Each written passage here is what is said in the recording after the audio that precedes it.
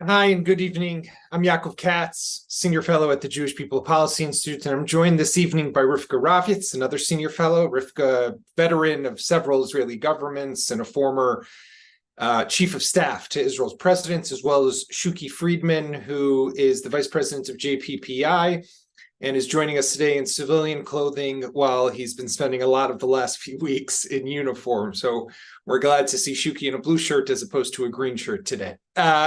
We do have someone who's going to talk to us with a green shirt. I did an interview earlier today with Lieutenant Colonel Peter Lerner, who I'm sure many of you are familiar with. Peter is one of the probably most popular faces today on TV screens around the world.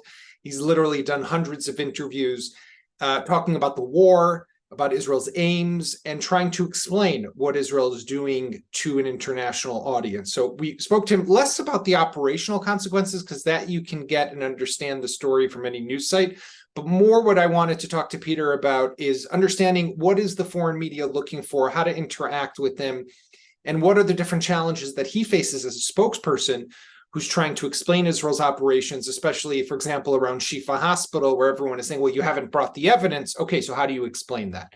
After Peter, Rivka and Shuki are here, so we can talk a bit about one of the more interesting stories that's coming out of this war, and that is the Haredi sector in society and in Israel. About 13% of Israelis are ultra-Orthodox. So we're going to talk a bit about that, see what shifts are potentially taking place inside the ultra-Orthodox community, how that is playing out, and whether we should expect any big changes in the aftermath of the conflict or not. So for now, let's start with Peter Lerner, who's talking to us about the spokesmanship, I guess is a word to an extent, of this war.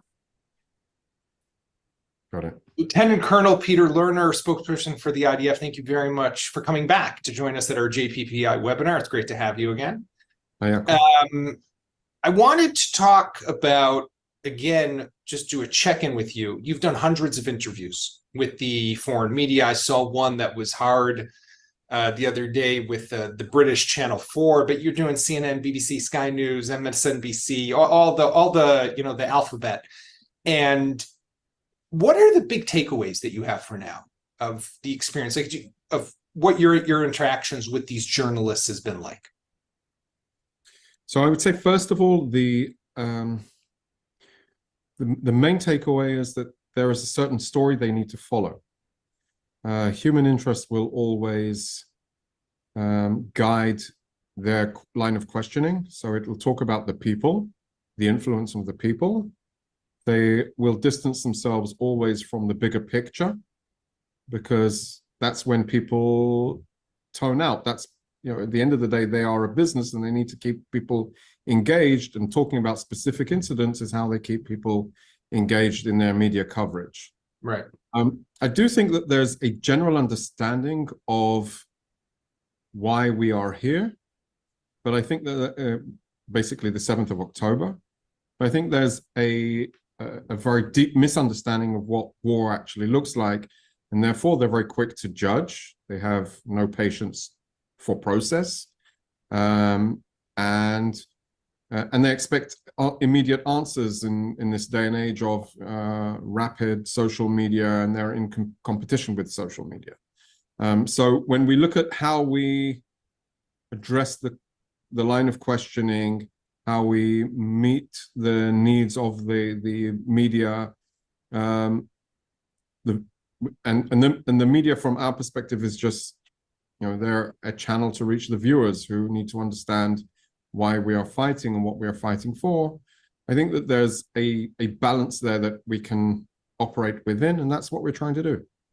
So, ladies and gentlemen, let me just say one thing about Peter, who's a good friend. But Peter is, you'll probably never hear his voice go up higher than what he just spoke now, even in those very difficult interviews. So it's very composed, very calm, but getting the point across, which I like. I'm a follower of the Peter Lerner school of how to interview, as opposed to some other people, mostly politicians in Israel, who do it differently. But Peter, you did have a long tweet the other day around the whole Shifa Hospital situation, right? So Israel, of course, goes into Shifa last week. start searching for, first evacuates the hospital, start searching for the Hamas infrastructure that's there, finds some weapons, finds some grenades, finds some cars, finds a tunnel entry, sends a little drone down the tunnel entryway, shows a door, a steel blast door, but like the whole world can't wait. And your tweet was, patience, people, right? We're working. This is an operation. Not everything is going to happen immediate. Have some patience. So where did that come from? So obviously I was on the receiving end of all of these tough questions of show us the money, show us the reality, what is actually happening. If you can't show it immediately, then obviously it didn't happen. And they're coming to these conclusions based on I would say, the deep misunderstanding of the enemy that we are facing, an enemy that has had 16 years to prepare for it on a strategic base and another month to prepare for it on a tactical base. And the expectation to have those immediate answers, perhaps even at the expense of us sacrificing soldiers to go and try and engage it immediately, is the challenge. I've been repeating time and time again that patience here is a virtue, and we need to be very, very cautious. And we understand the need for immediate answers, and we will be revealing or unveiling the reality stage by stage as we can, under the understanding that we won't jeopardize our forces just for the sake of keeping a bridge. Yeah. Keeping up with the news cycle. And that I think is the difficulty. Of course, it's important to be able to supply the media with relevant, time-worthy information, and we're constantly in the balance of trying to deliver those two. I would say, though, that we've been pretty good. We've been very strategic, almost every day revealing more information as the operation has advanced. It doesn't sink through to those that are objected to the operation or the war effort anyway. But those, I would say, decent people that realize, okay, this is what Hamas has done for hospitals, use them as their concept of operations. This is, it doesn't matter. It's not just Shifa, it's Rantisi, it's the Al-Quds hospital, it's the Indonesian hospital, it's the Qatari hospital. It's all over. It just goes to show that it is systematic on their side. I think that is the challenge of reflecting that.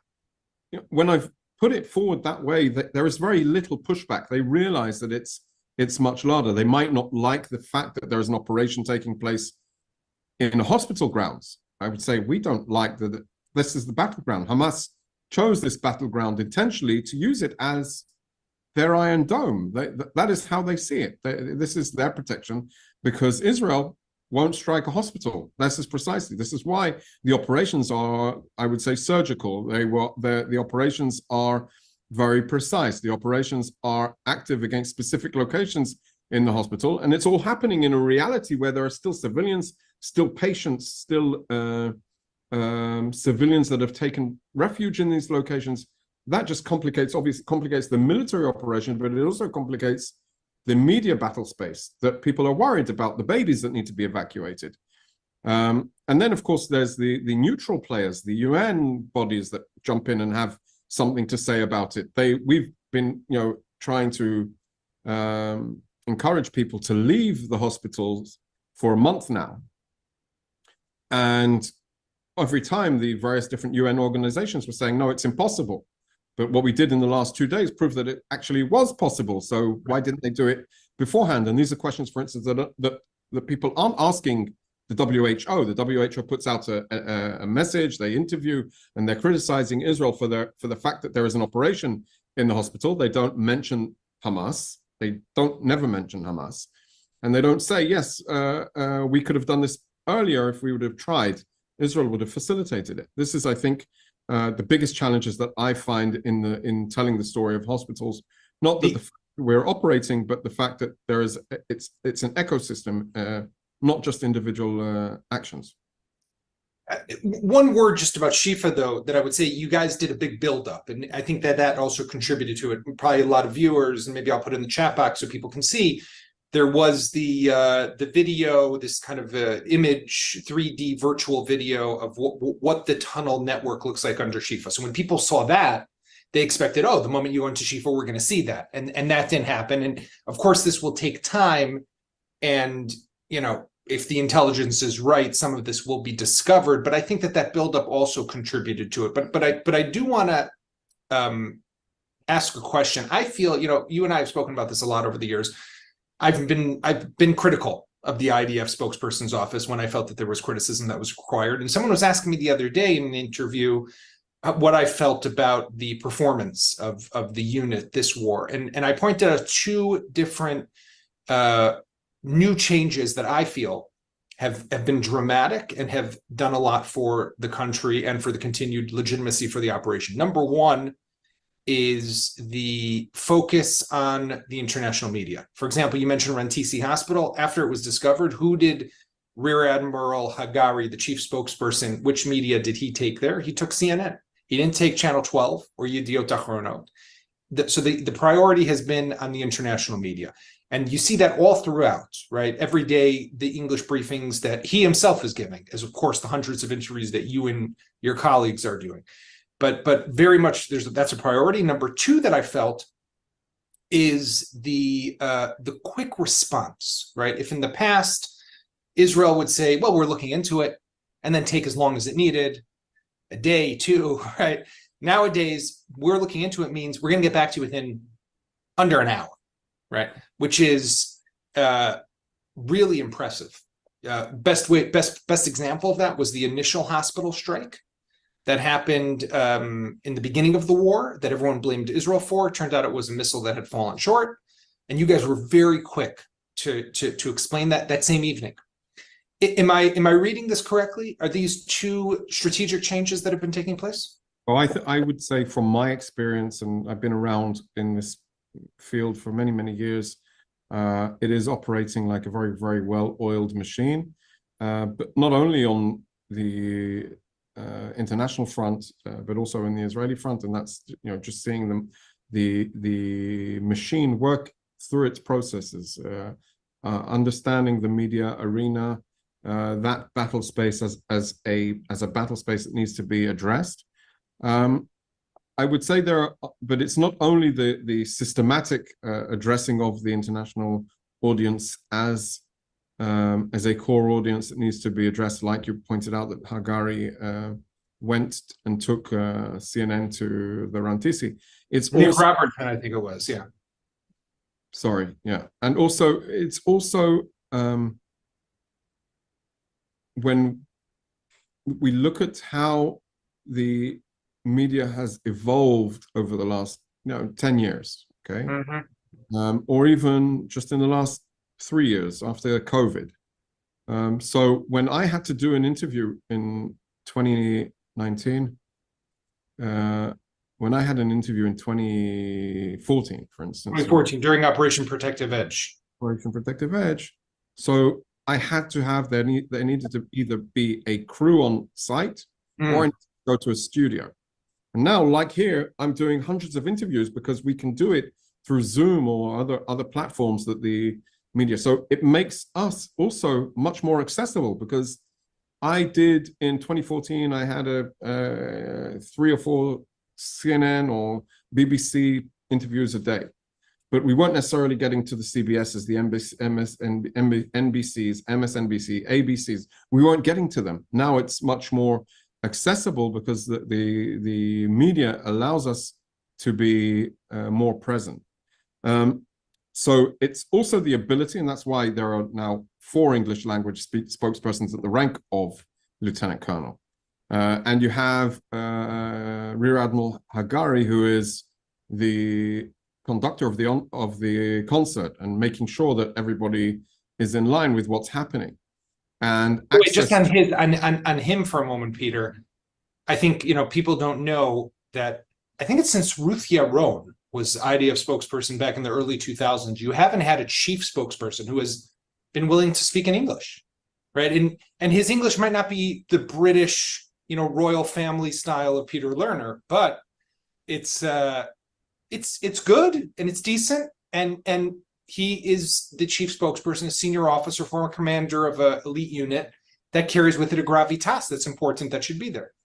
I think he brings absolutely, all of those, and his experience from the field. And yes, I think he has become very, very well known around the world because of his seriousness to the mission and his ability to convey the messages. Where does it also actually also mean, and how long can we go? And the double-edged sword of being able to respond quickly is also a challenge, because sometimes we will be able to have a quick response, like in the Al Ahli incident where the Palestinian Islamic Jihad fired that rocket that misfired and malfunctioned. But sometimes we won't have answers that quick because there is the fog of war, and the expectation that I just asked in one of the interviews that I did this week was, well, we obviously think it was you because you haven't provided the evidence. And my response was, why do you say that? And he said, well, when you had the evidence, you presented them immediately. And that was exactly how I said, but it was two different, it's like apples and oranges. It's two different cases. You can't make an equation like that. There was no ground operation then. The battle is ongoing. There's a fog of war. There are soldiers that are injured in the field or killed in the field. And the difference of the ability to give an information or a statement on certain incidents is a huge challenge. We need to be, and I think this is also, it's being responsive, being informative, and keeping the media up to date with the developments, but also understanding the realization that the civilian arena, the impact on the civilians of Gaza is going to be huge, and trying to weigh up those two, the broader goal of destroying and dismantling Hamas and bringing home the hostages, and how that weighs up with the civilian cost and the toll of war. It's trying to, I would say, level that so that people understand that it is a war, and a war that Israel has no choice and has to win. Yeah. Peter, I want to thank you very much for joining us today, and for your continued service and, defending Israel on the front lines on the front lens of the camera. but just as important. So thank you very much, Peter. Thanks, Jakob. So that was Peter Lerner. I think very, always interesting to catch up and see what's happening, because the media battlefield is obviously just as important as, or maybe not just as important, but is very important for the continued legitimacy of Israel's operation. But I want to shift gears for a moment and talk about the ultra-Orthodox community in Israel. And maybe just to set the stage for 1 second, I want us to quickly just watch this one video. Rivka gave me the idea that we have to show the video. She told me earlier today. So let me just show this video. I hope you can see it for a second. And it is of this rabbi. His name is Bonim Schreiber. He is the Rosh Yeshiva, the head of a yeshiva called Netiv Hadat in Ashdod. I'm not sure if you can hear, but he's being asked in this video, what should be how should the yachas, how should people, their attitude be towards soldiers, and should they have hakarat tov, should they be grateful for what the soldiers are doing? His response is, he says here, well, he thinks for a moment, and then he says, what should the response be to people who collect the garbage, and to some extent. Now, this was immediately condemned across the spectrum by so many different people and leaders within the ultra-Orthodox community. There were videos that came out, which I could show you countless ones of other rabbis, including the head of one of the yeshivas called the Mir, which is one of the flagship yeshivas here in Jerusalem, who was literally bawling, crying when talking about the loss of life of soldiers and how painful this is for the Jewish people. So you see that there's the spectrum, right? And you're always going to have people on all different sides, but clearly there's a tension that still very much exists. And I want to start with you, Rivka. Maybe you could kind of just walk us through this tension that exists between, on the one hand, this pain that people feel towards the soldiers. We've seen so much chesed and acts of good and deeds and kindness that have been showered on soldiers by members of the ultra-Orthodox community, but there's still, that tension does exist. How do you see this? So I think, first of all, I don't know that rabbi, and I want to say anything about him, but you know, there's like million members in the Haredi community, and you just need one idiot one to ruin everything. But what I see is really, as you said, out of chesed, and also the rabbis that I hear and what I see in my community, they're also thankful and they honor and feel really very grateful for those that lose lives and are very in a big danger for us. So that's what I see around of me. Of course, there's the big debate of staying in yeshiva learning Torah or leaving yeshiva and going to the army. It was a tremendous debate before the war, and it's of course became very it spread it out, and it became like the main issue in some places and some Shabbos tables around the community. So it's really a big issue. I don't know what would be the end of it, but it's like it's an open debate now. Shuki, you had a tweet earlier today where you opened up with, is there a change in the Haredi community? And like, I guess because you're writing about the Haredi community, you put on your yeshiva cap for a moment, and of course you had to say yes, but no, also no. So why don't you break down for us, what is the yes and what is the no? You mentioned before Rabbi Schreiber in this clip saying that we shouldn't practically be more grateful to the soldiers and the garbage workers. So on the other hand, I drove today from my reserve service, Miluim, in Tel Aviv, in Kiryat, through Bnei Brak.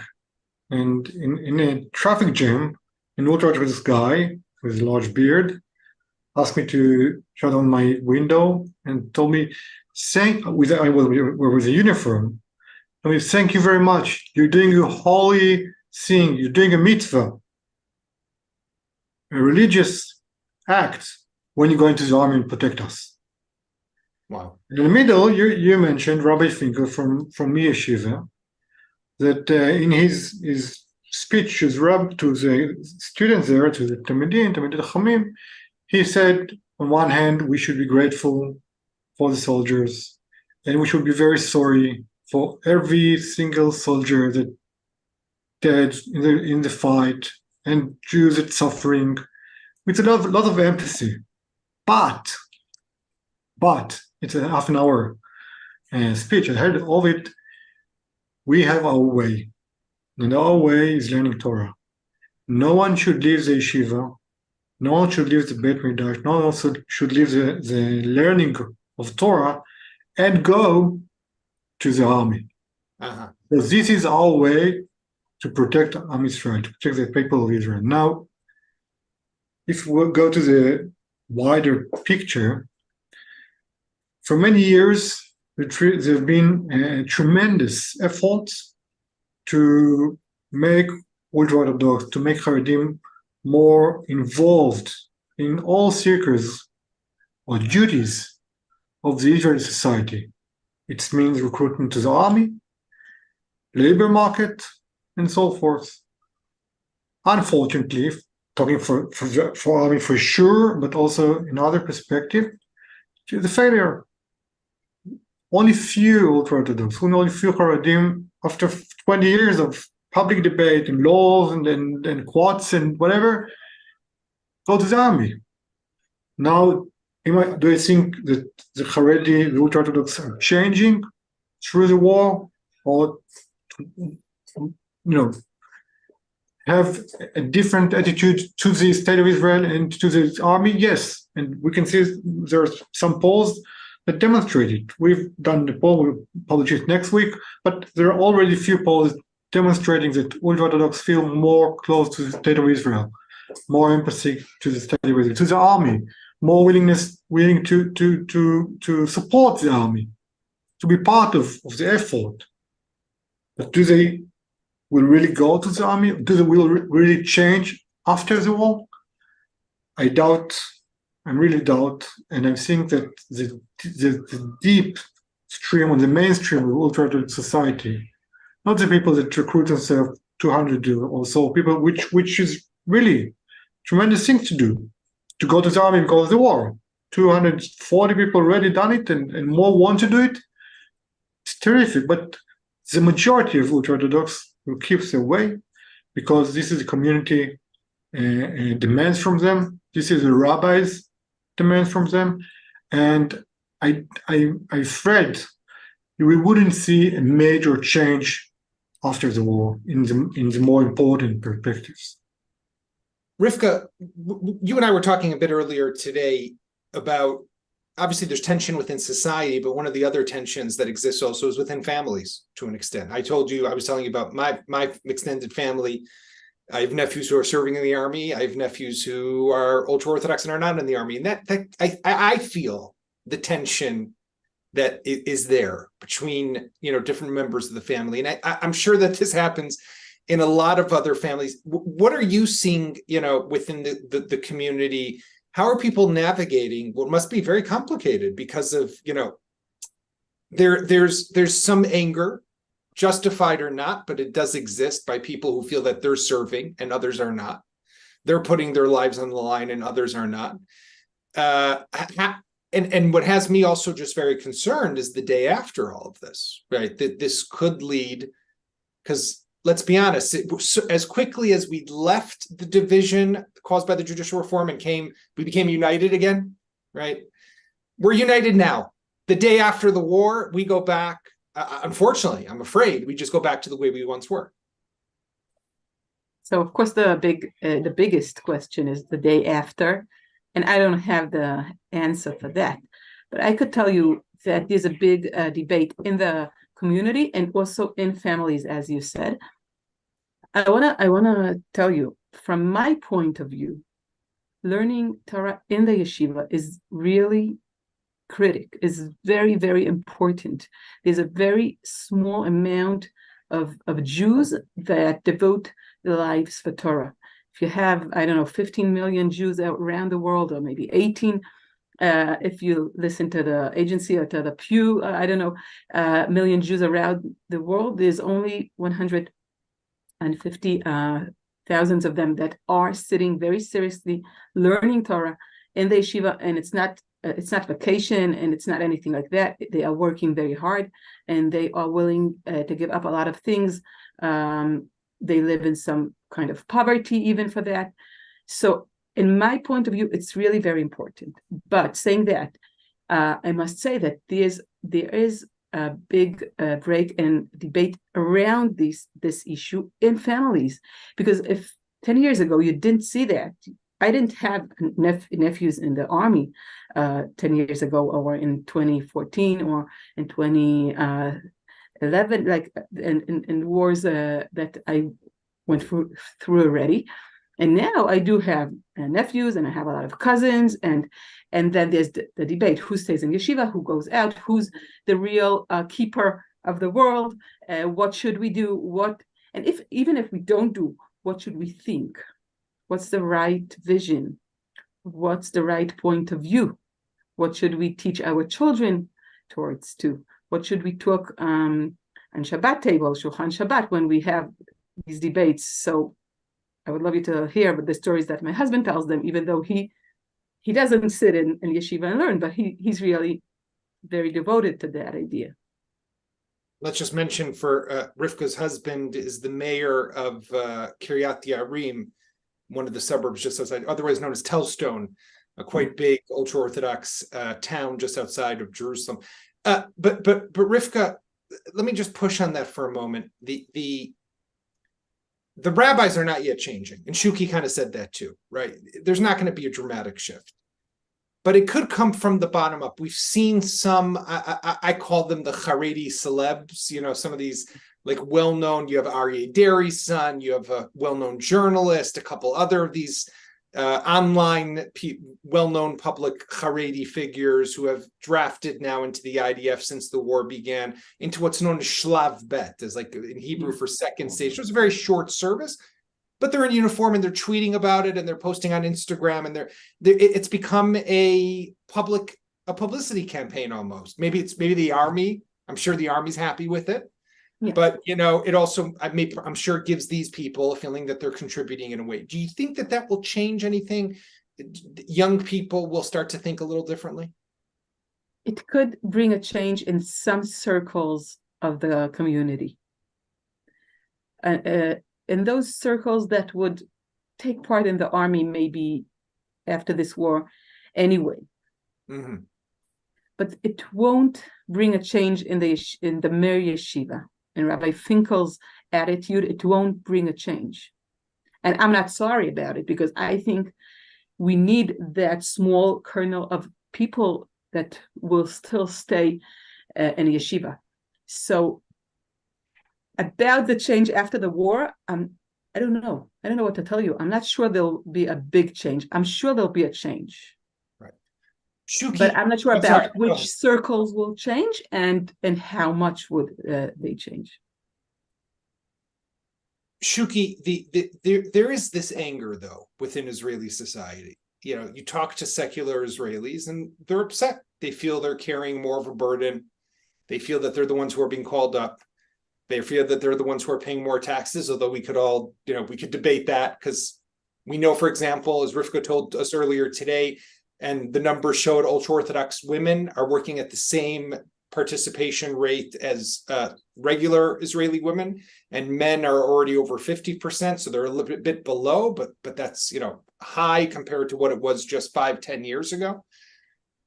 But there is that anger that exists, right? And I figure that if a new government comes after this war, this will be one of the issues that will be tackled, especially if it's a government that doesn't have ultra-Orthodox that are in it, right? Which is hard to imagine, but you never know. If there's a new election and the anger against the current government stays at the level that it is right now, you have Benny Gantz polling at 40 seats, you have Yair Lapid, you got the return of the Naftali Bennett party, Lieberman. They could make a government based on polling numbers now that do not require any ultra-Orthodox participation. And that might be the opportunity that they're looking for to make dramatic changes, to pass a draft bill that requires every 18-year-old to serve, even if they're ultra-Orthodox, to take away the child allowances and the social benefits and welfare.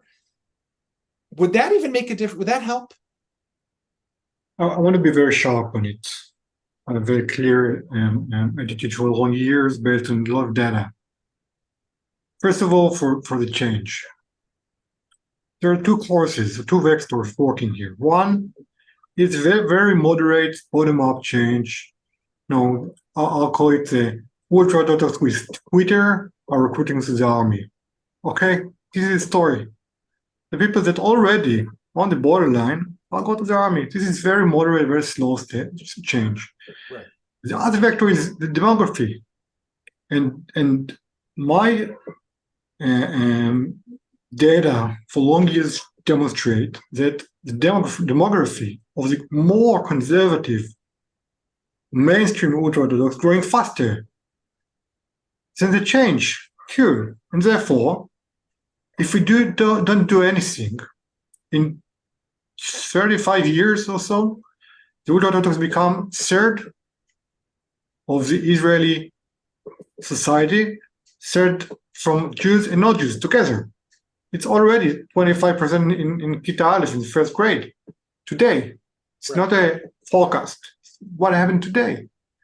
Now, if this community would not dramatically change, join to others carrying the burden, the security burden and the economic burden, which is not less important. And again, with all the respect, the Orthodox women at work earn 65% of the non-Orthodox women's work. For the men, it's 57%. And there is clear data from the Ministry of Finance demonstrating that taxpayers in all overseas Orthodox society is much lower, and so forth. We can't carry it anymore, and we will be able to carry it if you go in the same vectors of demographic growth and not participating in Israeli burden, I'll call it. And the change should be from top down by the government, by a clear and long-term policy that forcing the ultra-Orthodox change, not identically. I mean, I don't ask ultra-Orthodox to leave the identity, religious identity, or change their values, but I do ask them to become part of the duties that living in Israel forcing us to carry, which means security, serving the army, learning, changing curriculum of the yeshivot, many of boys, through the years, so be capable of earning enough money and working. If we not insist for long term on reducing subsidiaries to the ultra-Orthodox way of life, and by other means forcing them to join the workforce, to join the army, and to become part of the Israeli society in all perspectives, it's really that we'll be able to survive. That's a dramatic statement because it's a question of survival. Rivka, I'm sure you have what to say in response to that, because there's a question, right? Does coercion work? Does policy from the top down, as Shuki is talking about, will that have the effect? And I know that you've done a lot of research into, for example, there was that law a few years ago when Yair Lapid was in the government that tried to create sanctions even for yeshivas and institutions that didn't meet the draft quotas, right? And there was all question, do you have sanctions? Do you not have sanctions? Lapid took a stronger position. And still today, you have Haredi politicians who refuse to even talk to him as a result of remembering what he did to them back then. I remember Yaakov Litzman, the former head of the United Torah Judaism Party, saying to me, I will never, ever speak to him, even if he says something to me, I will never talk to him. Does coercion work? So I'm familiar with Shuki's ideas. I'm a big fan of him, so I read all his articles and searches. And so she can reject it and write against him, which is fine. I must tell you that I don't have the answer for this. And it's a big mystery. As I showed you today, I think coercion doesn't work. And the numbers, I took really a big mass of 10 years and tested the numbers, and it showed it doesn't work.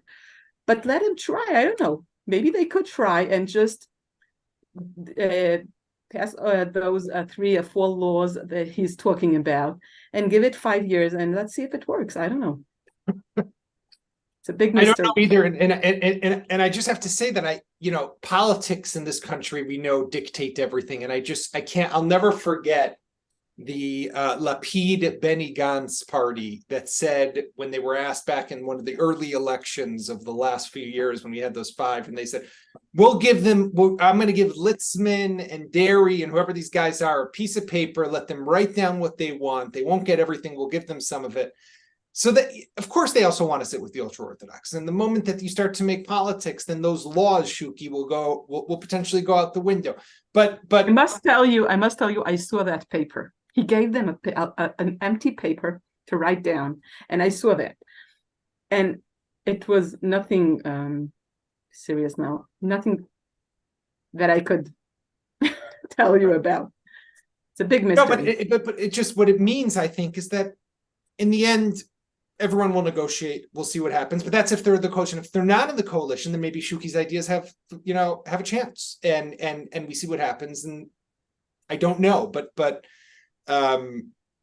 the bottom line, and with this we'll end, is that this is a huge issue that is really going to accompany. And at JPPI, we're doing, just to our viewers and listeners, we do a lot of research on this and focus on this issue, and also just recognizing how much importance and weight this is going to take for Israel in the years to come, especially in the wake of this war, because of what's been happening.